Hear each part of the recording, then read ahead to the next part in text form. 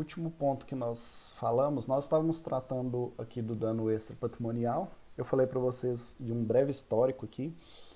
E a gente pode pensar o seguinte: esquece antes da Constituição. Então, antes da Constituição, apesar de ainda você reconhecer alguns doutrinadores que lutavam ali por aquilo, você não tinha nenhuma base, né? Vamos pensar, o nosso código civil ele é de 2002, então aqui você tinha um código de 1916, você ainda não tinha uma base para falar em dano moral.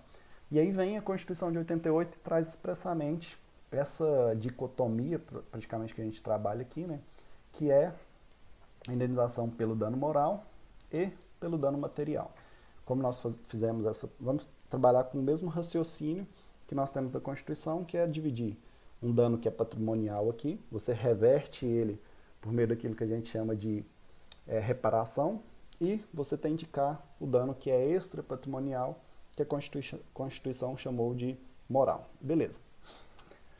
Nós falamos aqui de um breve conceito, né, como uma lesão ao interesse existencial, concretamente merecedor de tutela, especial relacionados aqui a direitos fundamentais, direitos da personalidade, com ampla relação da garantia de qualidade de vida. Então, quando se fala em dano moral, você tem aquela violação a um determinado interesse que está relacionado também à própria dignidade da pessoa ali. E quando a gente pensa em dignidade, a gente pode trazer aqui uma, como eu diria assim, uma filtragem que o professor Barroso faz, quer dizer o seguinte: a dignidade ela está intimamente ligada à liberdade da pessoa e à sua integridade, tanto integridade psíquica como integridade física de uma forma geral. Então, tudo que envolve a pessoa humana na sua liberdade ou na sua integridade psíquica e física, né, do corpo mesmo, você pode falar que está protegido pela dignidade. E aí a última parte aqui que a gente falou foi a questão da dor e do sofrimento, que é como se fosse assim, a dor e o sofrimento ela foi praticamente um primeiro estágio de reconhecimento do dano moral, porque você verificava mesmo a existência desse dano moral quando aquele fato por si só ele fosse capaz de gerar na pessoa uma dor, um sofrimento, né, uma angústia muito grande. Mas com a evolução dos estudos, o direito civil, né, de uma forma geral, ele desapegou o dano moral disso aqui que seria um critério mais subjetivo e partiu para um critério mais objetivo, que é esse que a gente trabalhou aqui. O critério objetivo é a violação ao direito fundamental ou uma violação que gere um dano à dignidade da pessoa. E vejam o seguinte: quando eu falo em violação, eu estou falando da existência do dano. E aí eu preciso saber depois qual foi o tamanho dessa violação. Então, por exemplo, o fato da pessoa ter sofrido muito pode ser uma justificativa para você aumentar o valor da indenização. Então, o sofrimento, a dor, a angústia, elas podem servir óbvio, como um parâmetro para você quantificar o valor do dano. Mas jamais vai ser um parâmetro ou um elemento necessário para você falar que existiu ou não aquele dano. Como a gente falou aqui, porque esses critérios subjetivos, na verdade, eles são traços internos e acabam sendo uma espécie de reflexo da ocorrência do dano, né? O dano, para ele ocorrer, você precisa ter, basicamente, a violação a um direito fundamental, um direito da personalidade ali. Beleza? E tomar cuidado também, vou colocar aqui cuidado 2. O dano moral não se confunde com o mero transtorno ou mero aborrecimento do dia a dia. Então vejam, vocês vão ver isso muito em sentenças também.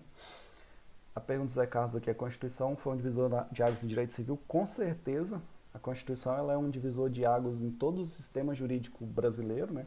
Tanto é que a gente tem uma constitucionalização de todo o direito civil foi um deles, e principalmente lembrar que depois da Constituição vem o Código de Defesa do Consumidor, que é de 90, ele é mais próximo ali, e aí só em 2002 que você tem o Código Civil, mas a partir de 90 você já tem uma evolução do sistema de direito civil assim, muito grande, principalmente em razão da aplicação do Código de Defesa do Consumidor, que é uma lei extremamente humanista, que é uma lei mais solidária, que é uma lei que traz princípios importantes para o nosso direito, como por exemplo a própria boa-fé objetiva. Né?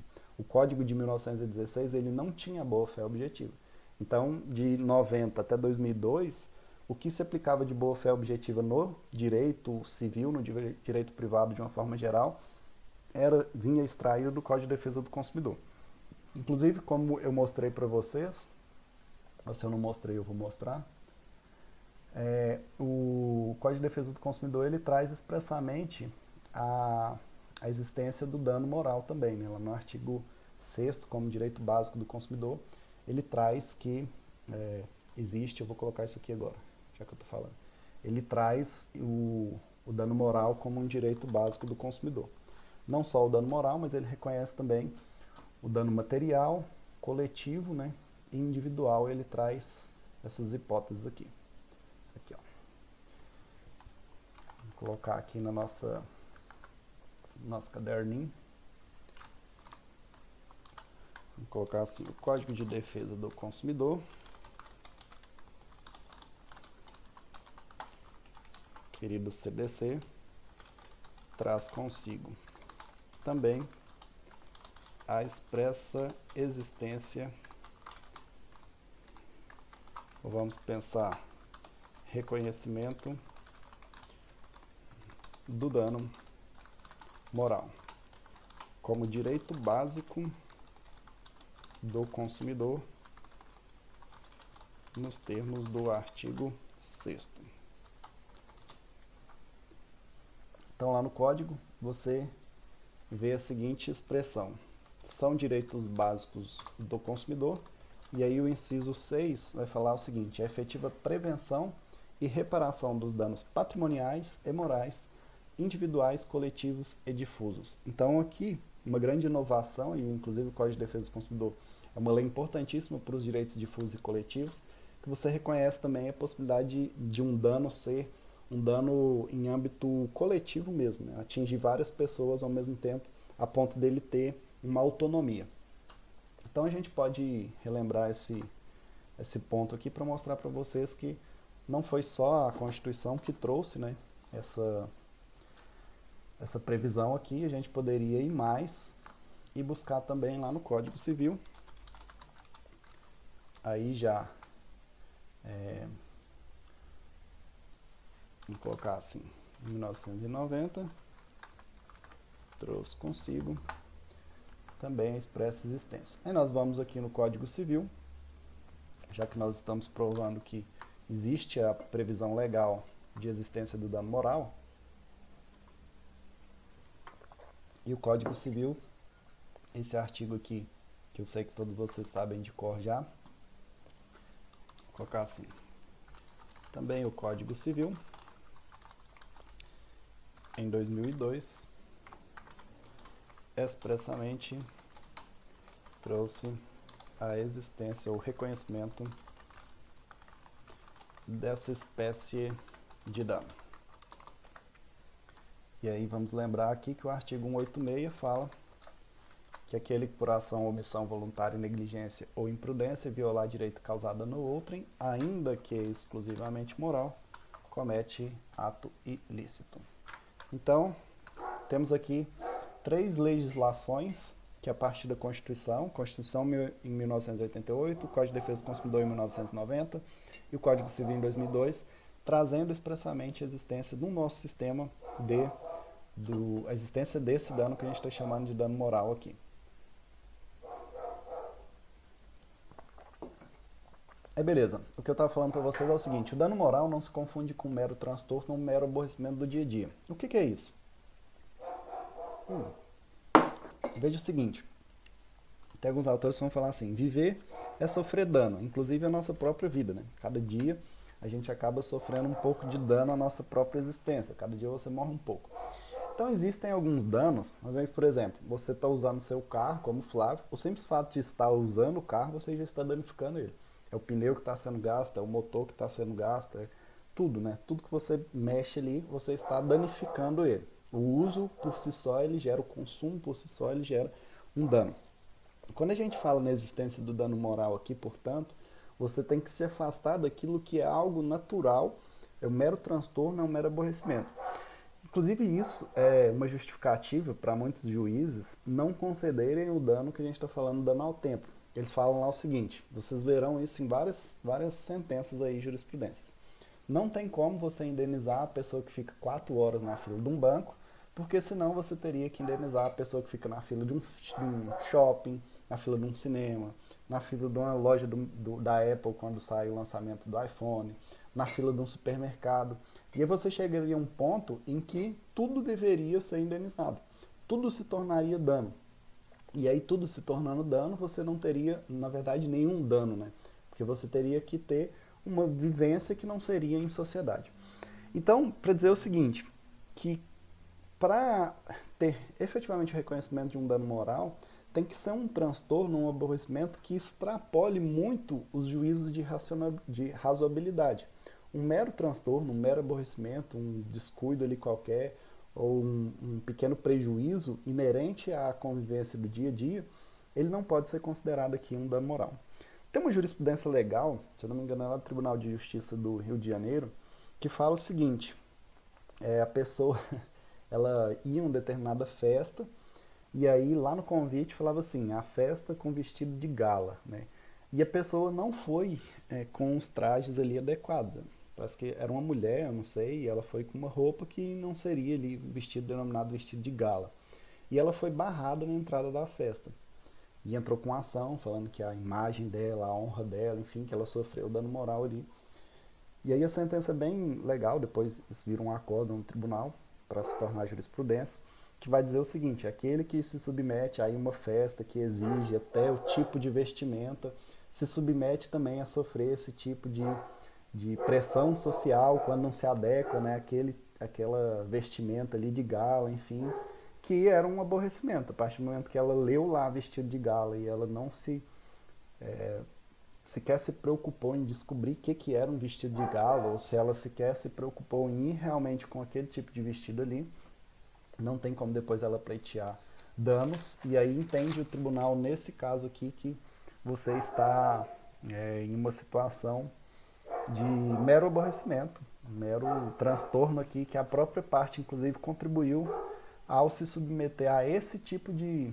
A própria acordo ele é crítico nesse sentido, inclusive. A pessoa se submeteu a ir em um tipo de local que exige uma certa forma de vestimenta, né? Então, é como se você entendesse que ali vai ter esse tipo de pré-julgamento de como você está vestido. Assim como a gente poderia pensar, a partir do momento que você se submete a um show, sei lá, do Pink Floyd, você vai ter a certeza que vai ter uma fila imensa, porque é show internacional, de um cantor famoso, enfim. Ou quando você vai em um grande evento, né? Pensar nós aqui, nós vamos no Caldas Country, né? Você sabe que ali é muvuca, é fila, é muita gente, então a partir do momento que você está indo em uma determinada situação fática que é inerente àqueles tipos de dano ali, aqueles, nem tipos de dano, né, mas tipos de transtornos e aborrecimentos, não tem como você exigir alguma indenização nesse sentido. Eu lembrei aqui, eu até separei para vocês, um caso muito, muito legal, inclusive que vai justificar aqui o que eu falo para vocês várias vezes, que o direito é um todo, de modo que você jamais pode separar, né? Isso aqui é direito civil, direito penal e tal. Um caso muito famoso de dano moral que nós temos no Brasil é um caso que é conhecido como da Silva. Esse aqui, ó, até separei para vocês. Ó. Que basicamente aconteceu o seguinte, olha isso aqui que loucura. O cara, ele foi preso, o nome dele é esse aqui, ó, Marcos Mariano da Silva. O cara era mecânico e tal. Ele foi preso. Aí ele passou 6 anos na cadeia de forma injusta. Erraram ele, confundiram ele com o verdadeiro culpado ali. Ele foi preso, passou 6 anos na cadeia. Aí o verdadeiro culpado, ele foi preso também e, se eu não me engano, ele confessou o crime quando eles soltaram o Marcos da Silva. E esse caso é conhecido como da Silva por ser o sobrenome dele. Interessante é que depois, 3 anos passados, ele parou numa blitz e o policial reconheceu ele de forma indevida, achando que ele estava foragido e prendeu de novo. O juiz mandou prender, o cara ficou mais 13 anos preso, por um crime que nunca cometeu. Ele foi preso 2 vezes de forma injusta, por um crime que nunca cometeu. O mais louco é que preso, o cara, a família abandonou, a esposa, os filhos abandonaram ele. Na cadeia ele contraiu tuberculose, ficou cego por conta de uma briga lá, uma rebelião. E beleza, isso foi julgado um atrás do outro, foi parar no STJ e o STJ reconheceu, inclusive eu recomendo fortemente esse livro aqui, ó. Cadê que eles mencionam? O livro do Kafka, do Franz Kafka, chama O Processo. Vou mostrar para vocês aqui. Eu recomendo fortemente esse livro aqui, eu acho que todo mundo que faz direito devia ler. Chama O Processo, livraço, livraço. E inclusive eles falam aqui, né? O caso é inacreditável, tem contornos kafkanianos e ele é inocentado, obviamente. E junto com a inocência, é onde eu estou falando, junto com a absolvição, ele recebeu uma indenização por danos morais de quase 2 milhões de reais. Só que o louco é que no mesmo dia que ele tomou conhecimento da indenização, ele morreu. Ele deu um infarto e morreu. Então veja que loucura. O cara passou a vida praticamente inteira, foi 18 para 19 anos. Deixa eu ver aqui. Foi isso mesmo, aqui, ó, 19 anos, o cara ficou 19 anos preso de forma injusta, sem nunca ter cometido nenhum tipo de crime. E ainda assim, quando ele foi solto, quando ele recebeu ali a absolvição e recebeu junto a indenização, quase 2 milhões de reais, ele morreu, né, no mesmo dia. Então veja o seguinte, o que eu quero mostrar para vocês. É um caso emblemático porque você vê onde existe dano moral verdadeiro, não tem como falar que isso é um mero aborrecimento. E o mais interessante é que você verifica esse diálogo que eu estou falando do direito penal com o direito civil. Então, se você tem ali um caso em que o sujeito que você está advogando criminalmente é efetivamente inocente, você consegue mostrar a inocência dele, talvez você já pode entrar com ação indenizatória atrás de quem, por exemplo, promoveu denunciação caluniosa, ou mesmo do Estado que deixou a pessoa presa lá, né? Eu lembro de um caso mesmo que o cara tinha ficado, um caso que eu peguei mesmo, que o cara estava preso há acho que 3 ou 4 meses por violência doméstica ali, uma prisão preventiva, e ele estava preso porque os juízes estavam brigando com relação a de quem que era a competência para analisar aquilo. Olha que loucura. O cara sequer tinha a sua prisão ali, o mérito da sua prisão analisado porque os juízes estavam verificando quem que era o competente, estava tendo um conflito negativo de competência ali. Então, se você vai advogar para um cara desse, a primeira coisa que você tem que pensar, óbvio, tirar ele de lá, para demonstrar que não existe nenhuma das causas lá para justificar a prisão preventiva, e, se possível, já ação indenizatória contra o Estado ali, por ter, às vezes, excedido um prazo, ou por ter tratado o processo de forma com descaso, né? Enfim. Um outro caso bem interessante, que eu queria que vocês tomassem conhecimento, é um caso que em Uberlândia é muito famoso, que é o chamado caso dos irmãos Naves. Não sei se vocês já ouviram falar. É impossível quem é de Uberlândia ali não conhecer esse caso, porque ele é muito famoso lá. Eu já conhecia, tinha até uma amiga que pesquisava isso aqui, e eu sabia o caso em si, mas eu não sabia, eu sabia por alto. E eu achei, coincidentemente, esses dias, mexendo, estudando, eu achei esse filme aqui, um filme de 1967, é preto e branco, é bem rústico assim, mas eu gostei bastante. Tem no YouTube e eu sugiro que vocês assistam. É realmente assustador. Vocês chegaram a assistir ou ele só falou o caso? É muito, muito legal esse filmezinho aqui. Tem o livro também. E veja, a história ela é contada pelo advogado dos irmãos Naves e com base no processo. Então é uma história que é realmente baseada em fatos reais e vai mostrar aí, né, um pouco do que o que eu insisto sempre com vocês, um pouco do que prova que ditadura é ausência de direito, né? O que a gente vê aí na época da ditadura Vargas, mas a existência de um determinado militar que queria provar a tese dele ali de acusação, e para isso ele construía as provas em favor dos irmãos Naves aí.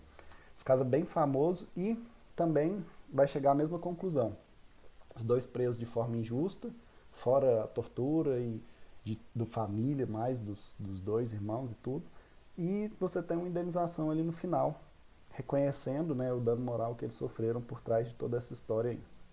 Então, são dois casos interessantes que a gente pode narrar aqui para mostrar para vocês como que existe ainda esse diálogo entre o direito civil e o direito penal aqui quando a gente pensa em responsabilidade civil. O que a gente pode avançar aqui para aproveitar nosso tempo? O seguinte, quando a gente fala em danos morais, a gente pode colocar aqui da seguinte forma. Vou colocar aqui breve histórico, 2.2 aqui, colocar assim, quanto a pessoa atingida. Então veja, primeiro ponto aqui que eu mostrei para vocês um breve histórico, até lembrando desses casos aí do caso da Silva e dos irmãos Naves. Olha que legal, a minha amiga, na verdade a gente era colega de cursinho na época, ela estava fazendo um trabalho, o TCC dela, sobre o caso dos irmãos Naves, a época em que o goleiro Bruno estava respondendo pelo homicídio lá da Elisa Samúdio. E uma das grandes discussões que o caso dos irmãos Naves traz é a condenação por homicídio, que é um crime evidentemente material, sem a existência do corpo da vítima, né? Então, ela sempre brincava, né? Ela falava, não, será que um dia vai aparecer a Elisa aí e a gente vai ter que o caso do goleiro Bruno como mais um caso de erro, né, grotesco e tal, como foi o caso dos irmãos Naves? Então, é algo interessante de se pensar aqui. Beleza. Falando do dano moral quanto à pessoa atingida, nós temos duas espécies, duas possibilidades. Você tem o dano moral chamado dano moral direto e você tem o dano moral chamado dano moral indireto. Esse dano moral indireto também é chamado de ricochete. Qual é a diferença de um para o outro? Isso aqui é bem simples, mas ao mesmo tempo é importante vocês saberem. O dano moral direto é aquele que atinge, vou colocar assim, atinge a própria pessoa. Então eu falo em dano moral direto quando o dano moral ele atinge a própria pessoa que você está concedendo a indenização ali. Outra espécie de dano moral que a gente tem é o dano moral chamado de dano moral indireto ou ricochete. E aqui ele vai atingir pessoa de forma reflexa. E é o que está, inclusive, previsto lá no artigo 12, parágrafo único, especialmente do Código Civil.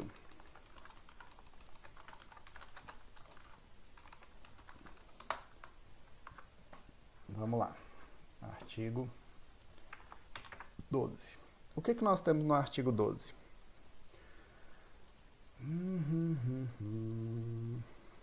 Mais fácil chegar aqui. Veja, nós estamos nos direitos da personalidade. Beleza. O que nós temos no 12? Fala o seguinte: pode-se exigir que cesse a ameaça ou lesão a direitos da personalidade, reclamar perdas e danos, sem prejuízo de outras sanções previstas em lei. O que são os direitos da personalidade? São os direitos fundamentais, mas no âmbito privado. Então aqui a gente tem alguns exemplos previstos no Código. Você tem ali o nome, a imagem, integridade física, a honra, a moral. São alguns exemplos de direitos da personalidade que nós temos e que são protegidos na nossa relação aqui entre privados, entre pessoas particulares.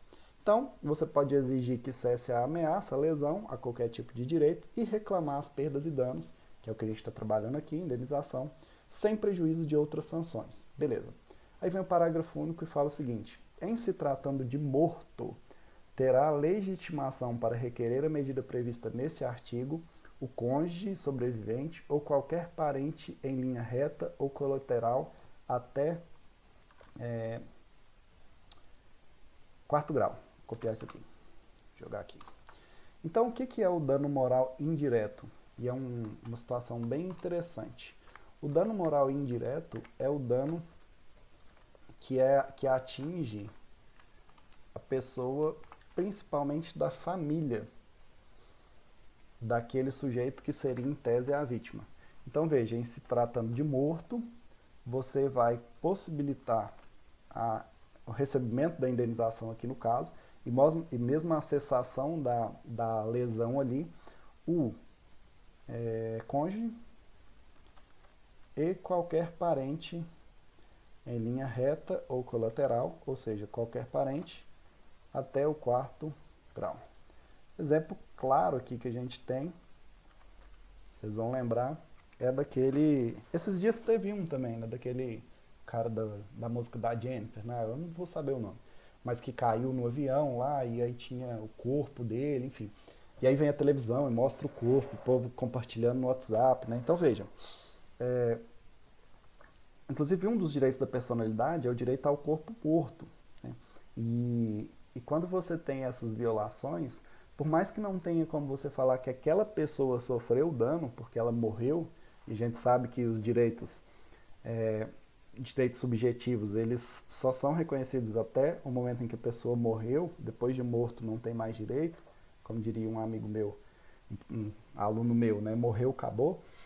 Você passa a considerar o seguinte, olha, beleza, aquele morto ali que está sendo, né, exposto, que está sendo forma de até de, especula, de especulação ali na televisão, né? Ah, morreu, não morreu, como que morreu, se machucou muito, enfim. Aquele sujeito ali, óbvio, ele não sofre dano mais, está morto. Mas a família em si, ela sofre evidentemente esse dano, né? Um outro caso também que ganhou bastante repercussão foi daquele outro cantor lá, do Cristiano Araújo, né? Acho que é esse mesmo. Que o pessoal tirou foto lá preparando ele pro velório e tal, tirando selfie. As pessoas meio sem noção, né?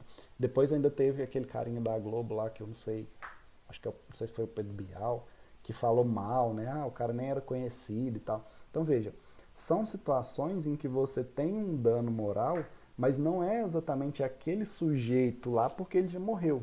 Só que ele vai de forma indireta atingir, por isso que é de forma reflexa, ele vai atingir pessoas, que são aqui o cônjuge e os parentes, de maneira indireta. Então, vamos pensar aqui, a mãe ou mesmo a esposa do cara que vê lá no Fantástico ele sendo exposto como se não fosse ninguém antes de morrer, como que ele era um desconhecido e aí só porque morreu ele ficou famoso e tal. Então, veja, a pessoa ela tem a sua, dizer assim, a sua dignidade ali desrespeitada, principalmente em um momento de luto, um momento em que você tem é, deveria ter respeito, enfim. Né? Então você tem vários julgados, né, que vão violar aqui que seriam direitos da personalidade do morto, mas aí lembrando que como o morto já morreu, então ele não tem direito, você acaba reconhecendo esse dano moral aqui de forma indireta. Né? Olha que interessante, que era inclusive algo que eu estava conversando com uma amiga que ela está pensando em escrever a tese dela sobre isso. Hoje se fala em uma teoria bem legal, uma tese, né, na verdade, bem legal, que é o chamado direito a esquecimento. Então, a depender da situação, o caso emblemático que se teve foi o caso da... como que é o nome da mulher? Cicarelli. O caso da Cicarelli, em que ela foi surpreendida lá com o namorado, enquanto estava na praia, enfim. O que ela quis? Ela quis que o Google tirasse os vídeos ali da internet como uma forma de esquecer ela. Né? Eles queriam esquecer aquela exposição da imagem dela. Teve reconhecimento de que aquela imagem dela foi exposta violando a privacidade, enfim.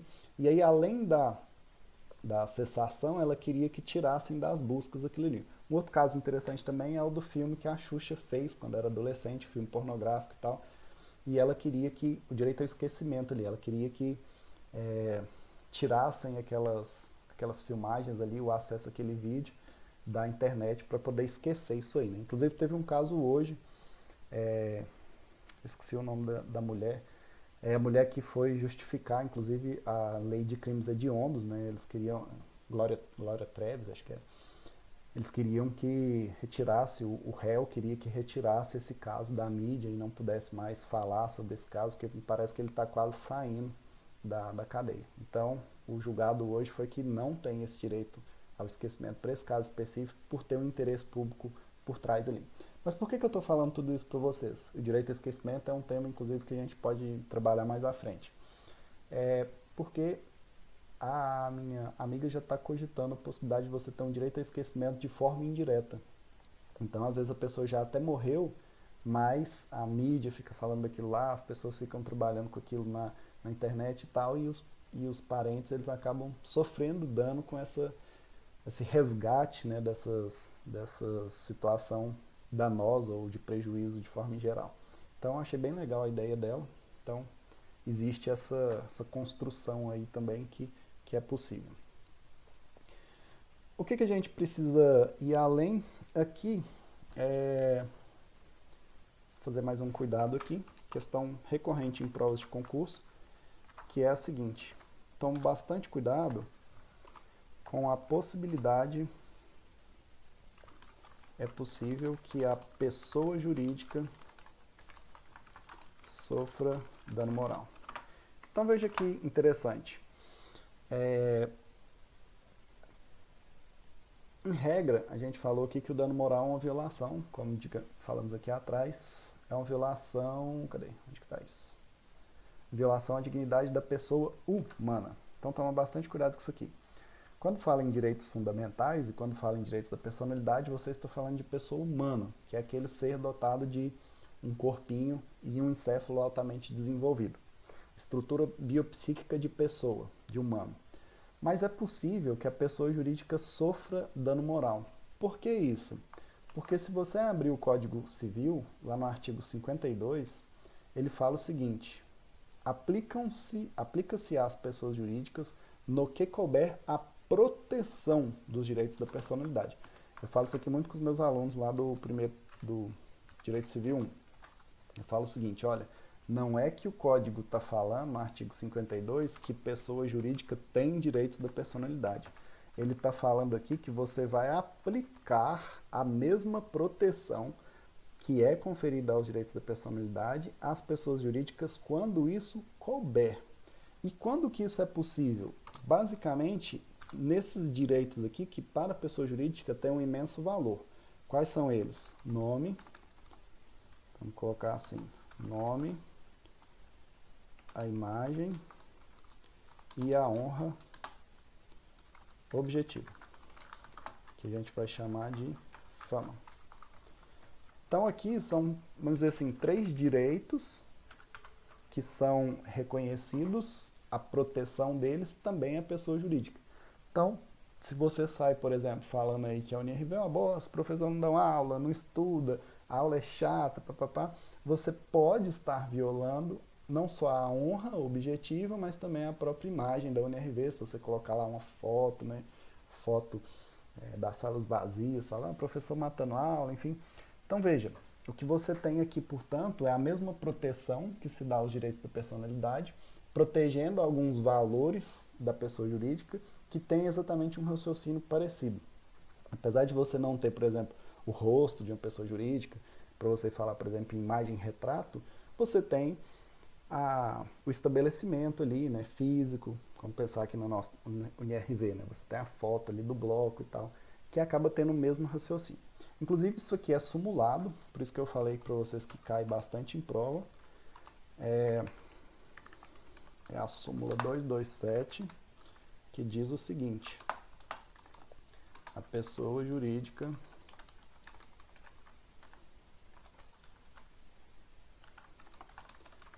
pode sofrer dano moral. E aqui, esse dano moral aqui é o dano moral que a gente vai chamar de dano moral puro. Por que puro? É quando você fala efetivamente aqui da honra, da imagem ali, né? O dano moral que nós vamos trabalhar de forma mais aprofundada um pouco mais à frente para vocês saberem, como eu estou insistindo desde lá do começo, que o certo seria falar em dano extra patrimonial como gênero, de onde você tem um dano moral, que é o dano moral puro, que é aquele que atinge principalmente a honra da pessoa, seja a honra subjetiva, aquela sensação que ela tem, aquele sentimento que ela tem consigo mesma, seja a honra objetiva, que é a fama dela. Beleza? Aí pra gente ir embora feliz, só mais um ponto aqui para avançarmos, que diz o seguinte: quanto à necessidade de demonstração da ocorrência do dano. Como que você demonstra? Por meio de provas. Então, quanto à necessidade de provar a ocorrência ou não do dano moral, ele pode ser um dano moral subjetivo. Isso aqui, inclusive, é a regra. O dano moral deve ser provado. E você tem o dano moral, que a gente vai chamar de dano moral presumido, também conhecido como in re ipsa, que basicamente diz o seguinte: o dano será consequência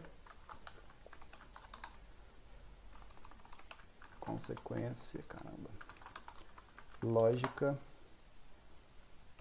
da conduta. Então você tem dois tipos de dano. Você tem o dano moral subjetivo, que é a regra, em que você deve provar que aquele dano ali aconteceu. E você tem o dano moral, que é chamado presumido, que é um dano que ele decorre de forma lógica como consequência da própria conduta ali. Veja que aqui a gente tem, no dano in re ipsa, são frutos da jurisprudência. A jurisprudência é que vai definir aí quando ocorre o dano in re ipsa. Principalmente a jurisprudência, né? E principalmente a jurisprudência do STJ. Para vocês terem uma ideia dos exemplos aqui de dano in re ipsa, você tem os danos à imagem, eles são considerados in re ipsa. Você tem a morte de algum familiar, ele é um dano moral in re ipsa. Você tem o dano estético, qualquer dano estético, desde que você prove aquela lesão ali, o dano moral ele é presumido. Você tem a questão do negativa de cobertura de plano de saúde, negativo indevido, né? Quando você precisa do plano de saúde ali para uma questão qualquer, principalmente de urgência e emergência, e o plano de forma indevida te nega. Quando você tem a negativação do nome de forma indevida também. Isso aqui é a corrida dos advogados, né? Como que está seu nome, né? Você já consultou no SPC, no Serasa, né? Se seu nome está negativado ou não, porque o simples fato de ter negativado o seu nome já gera por si só o dano moral. Você não precisa provar que existiu um dano ali, você só precisa provar que o seu nome está negativado e que ele está negativado porque você não tem, ele é indevido porque você não tem nenhum tipo de dívida ali. Outro exemplo legal, violência doméstica. E aí eu insisto, a importância de você fazer o diálogo, direito civil e direito penal. A mulher sofreu violência doméstica, você já vai pedir as medidas restritivas ali de proteção e já enfiar uma indenização ali pelo sujeito ter cometido, né, aquelas lesões na mulher. Vamos lá, mais exemplo aqui que a gente tem. Oferecer curso superior sem o reconhecimento do MEC. Imagina você terminar lá 10º período, quando forma bonitinho, com a AB na mão, descobre que a universidade não tem reconhecimento do MEC, ou seja, seu curso superior não valeu nada, né? Esses são exemplos aqui de dano moral in re ipsa, né? Como assim dano moral in re ipsa? É o dano que ele é presumido. Aquele fato por si só, vamos colocar assim, o dano será consequência da conduta ou do fato por si só. O fato por si só, ele já é evidente que carrega consigo dano. Então, a princípio, esses pontos aqui a gente precisava falar hoje. Como eu disse aqui, deixa eu só terminar aqui rapidinho. Como eu disse para vocês, as previsões, né, da Constituição, do Código e tal, Código de Defesa do Consumidor, Código Civil. Tomar cuidado aqui com a questão da dor e sofrimento, são traços internos, consequências do dano. Não confundir dano com um mero aborrecimento ou um mero transtorno. Você precisa ter um grau de de reprovabilidade ali, de lesão maior para poder falar em dano moral. Lembrar aqui que tem as pessoas atingidas de forma direta ou indireta, com relação aos mortos, né? Lembrar da pessoa jurídica, que ela pode sofrer dano. Quando você tiver situações de proteção dos direitos, como os direitos da personalidade, o caso mais emblemático é a própria honra, e lembrar da forma de demonstrar o dano. Ele, em regra, será necessário ser demonstrado por meio de provas no processo, mas em algumas situações ele será presumido pelo próprio fato por si só. Beleza? Diga, Douglas. Então é isso. Espero que tenha gostado da aula. Gostou? Curte aqui o vídeo. Se tiver alguma dúvida, manda nos comentários aí. E se puder, compartilhe essa aula com algum colega que esteja aí estudando essa matéria. Beleza? Valeu. Até a próxima aula.